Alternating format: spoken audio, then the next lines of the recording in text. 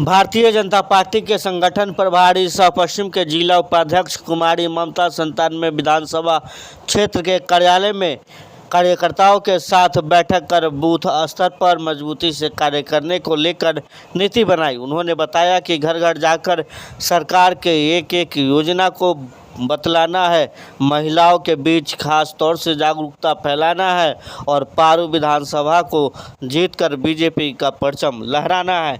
इन तमाम बातचीत को लेकर उन्होंने मीडिया से बातचीत के दौरान क्या कुछ बताया वो आप सुनिए। आज जो बैठक आयोजित की गई यहाँ पर, उस बैठक में क्या कुछ निर्णय लिया गया? क्योंकि विधानसभा का चुनाव है और ऊपर से आदेश है कि बूथ स्तर तक मजबूती लाने के लिए कार्य किया जाए, तो उसके लेके क्या कुछ निर्णय लिया गया है? कैसे काम करिएगा जिससे मजबूती लाया जाएगा? हर बूथ को सशक्त करना है। लोग को एक एक घर में जाकर के हमारे जो मंडल अध्यक्ष है, उनकी जो टीम है, पंचायत अध्यक्ष है, पंचायत प्रभारी है, बूथ अध्यक्ष है, वो सभी लोग अपने क्षेत्र में जाएंगे, अपने बूथों पर जाएंगे, हर एक लोगों से मिलेंगे और 11 साल पे चर्चा करेंगे।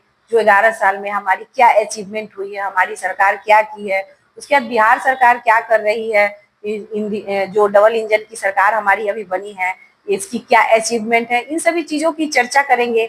और पहले क्या चल रहा था जब लालू जी का राज था, तो या कुछ दिनों तक किस तरह की स्थिति उस समय बनी हुई थी, महिलाओं की क्या स्थिति थी, हमारे बुरे बुजुर्गों की क्या स्थिति थी, इन सभी पे चर्चा करेंगे। आज वृद्धा पेंशन भी बढ़ गया है, जून से 1100 कर दिया गया है जुलाई से, तो इन सभी चीजों को भी बताएंगे कि हमारी सरकार का आगे का क्या प्लान है, आगे क्या कर रही है। अगर हम चुनाव जीत के आएंगे तो हम आगे क्या करेंगे जनता के विकास के लिए, इन सभी चीजों के बारे में बताएंगे। इन सभी चीजों को उनको देंगे संज्ञान में, तो जरूर निश्चित रूप से हमारी जनता जो विवेकशील है वो ये तय करेगी कि हमें एनडीए को चुनाव जिताना है और कमल खिलाना है, एनडीए की सरकार बनानी है और हमें अपनी बहुमत सिद्ध करनी है। पेंशन की आपने बात की है, पेंशन से कई विपक्षियों को अभी से टेंशन शुरू हो चुका है। ऐसे में सभी पार्टियां जो भी तटस्थ है बिहार में, जो लगातार क्षेत्र में भ्रमण कर रही है, उनका दावा है कि ये मेरी जीत है, यानी क्रेडिट लेने की होड़ लगी। किस बात का जीत है?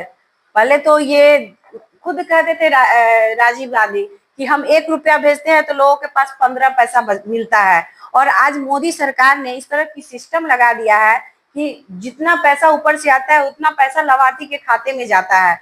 तो फिर और आज जितनी भी सुविधाएं हैं आज, और पहले क्या होता था, घोटाला होता था, राशन में भी घोटाला होता था। आज ऐसा हो गया है कि लाभार्थी अंगूठा लगाएंगे तो उनको राशन मिलेगा, नहीं लगाएंगे नहीं मिलेगा। कोई बगलिंग नहीं होता है, कोई जोर बाजारी नहीं होता है, जो डायरेक्ट उनके पास सुविधाएं दी जाती है। और वो किस बिना पे कह रहे हैं कि हमारी जीत है? सरकार तो महंगाई के अनुसार, लोगों के डिमांड के अनुसार तो वो बढ़ाना ही था।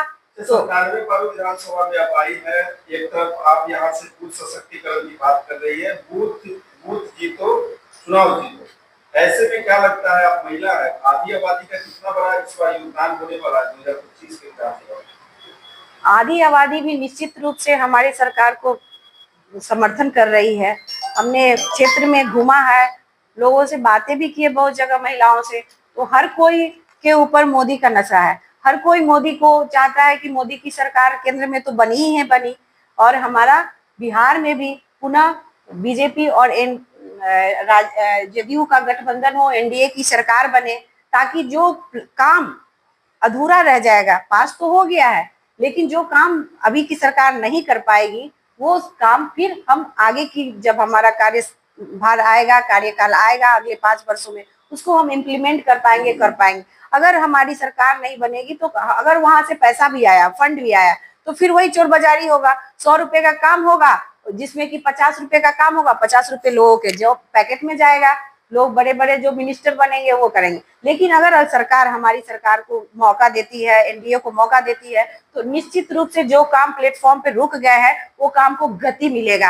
आज पारू विधानसभा के प्रभारी भी है, ऐसे में यहाँ से वर्तमान विधायक अशोक कुमार सिंह है, वहीं पे विपक्षी लगातार जो है एक जाति विशेष को साधने में लगी हुई है, तमाम तरह से बैठ के चल रही है। क्या लग रहा है कि वो दिशा पाने में सफल होंगे? देखिए, उन लोगों का एमवाई का तो समीकरण शुरू से चल रहा है, और अभी ब्रह्मर्षि समाज को, ब्रह्मर्षि मुखिया को लेकर के जो बवंडर सरिता पासवान के द्वारा किया जा रहा है, तो इन सभी चीजों में हमें ही फायदा हो रहा है।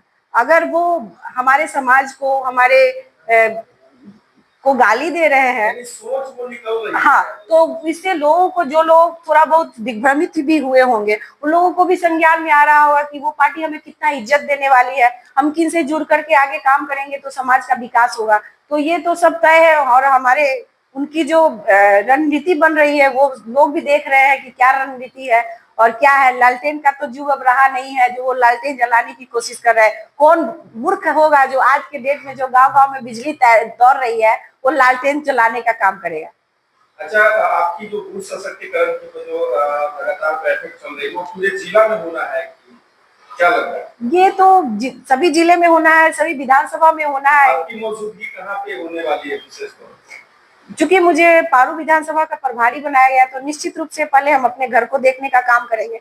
और अब चुनाव को लेकर के मेरा घर पारू विधानसभा हो गया, तो निश्चित रूप से मैं यहाँ जोरों शोरों से काम करूंगी, और बाकी पार्टी जो काम जहाँ देगी वहाँ करूंगी मैं। पारू से कमल खिलाने के लिए पूरी तरह से आप एकदम प्रतिबद्ध हो गई हैं। बिल्कुल हो गई हूँ। ये मेरा मेहनत क्षेत्र में होगा, दरवाजे दरवाजे जाएंगे आप कि केवल मीटिंग होगा? नहीं, दरवाजे दरवाजे ही जाएंगे, और उसी के संरचना की तैयारी में तो आज हम लोग बैठे हैं कि किस तरीके से हम लोग दरवाजे दरवाजे जाएंगे।